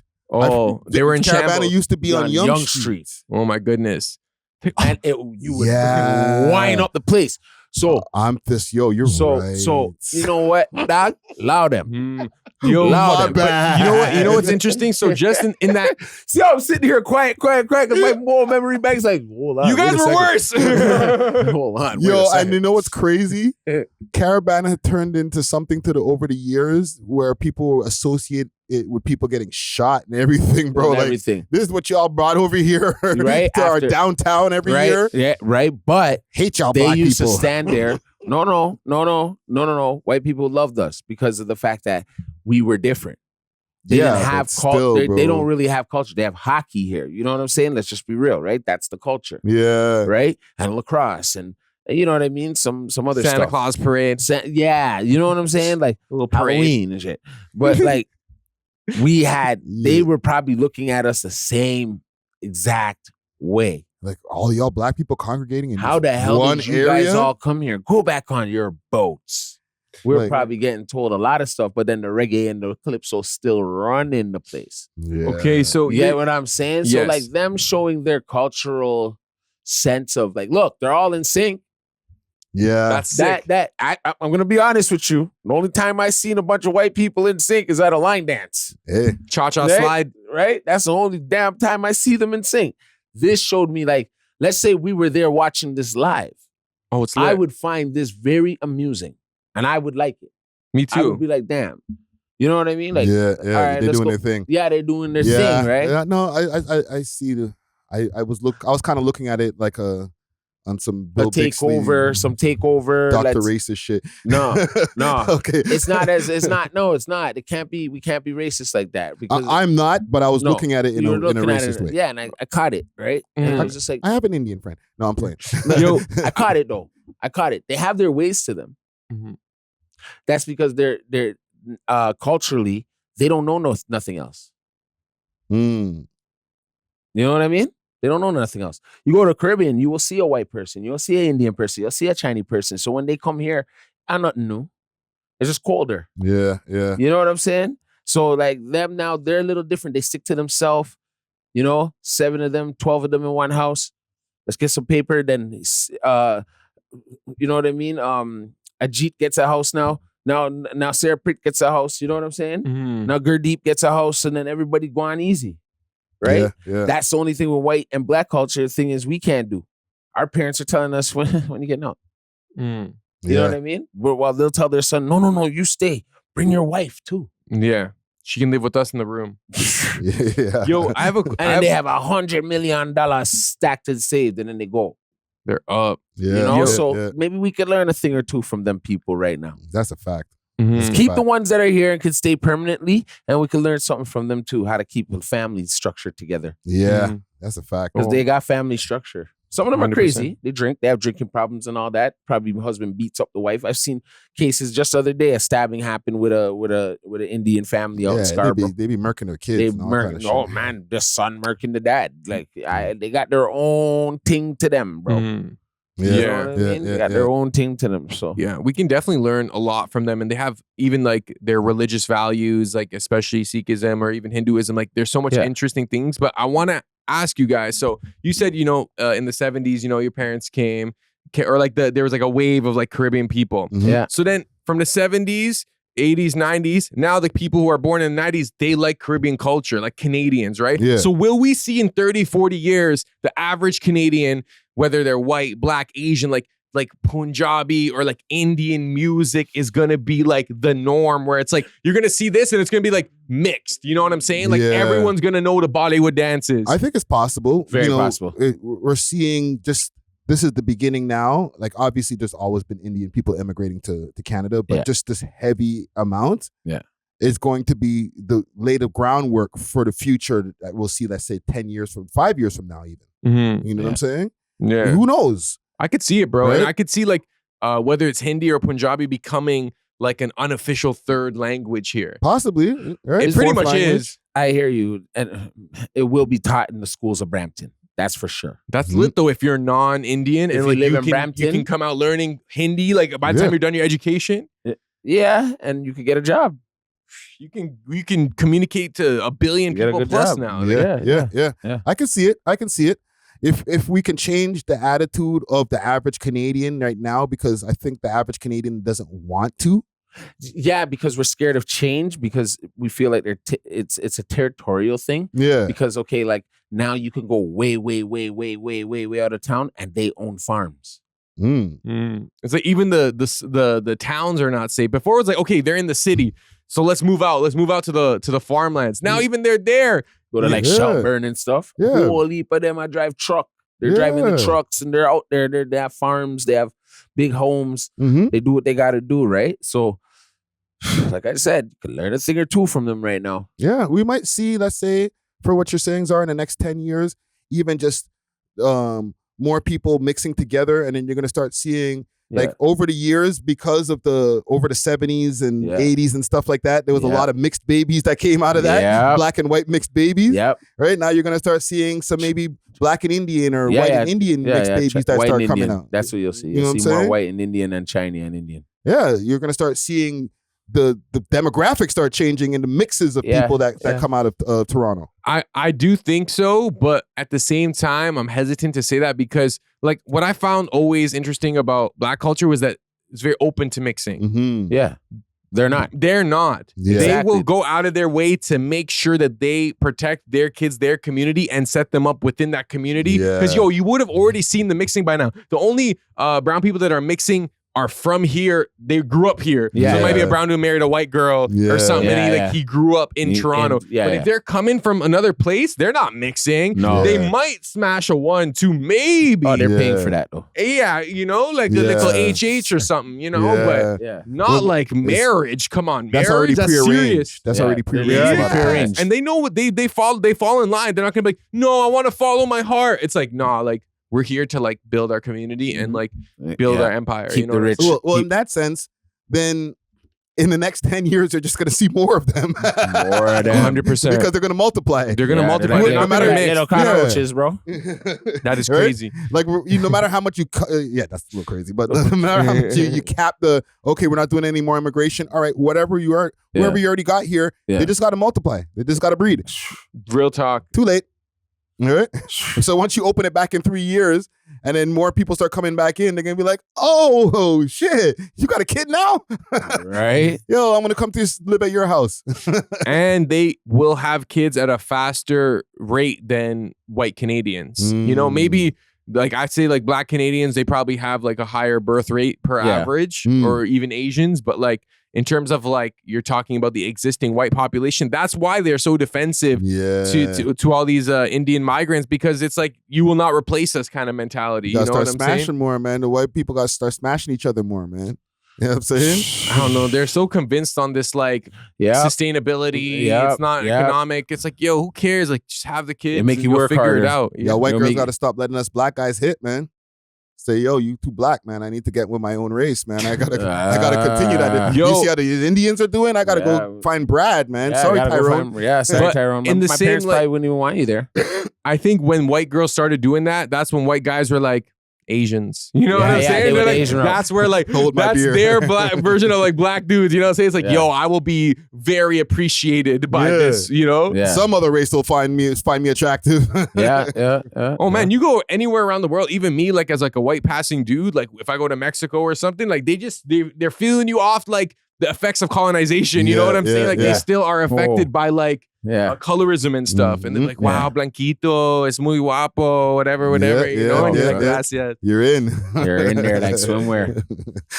Well, listen, man, salute to all our Indian people. I don't know if I want to salute Justin Trudeau because... No, don't. He's a loser. You know what I will salute him for? Because he's getting a lot of backlash for being at the Taylor Swift concert.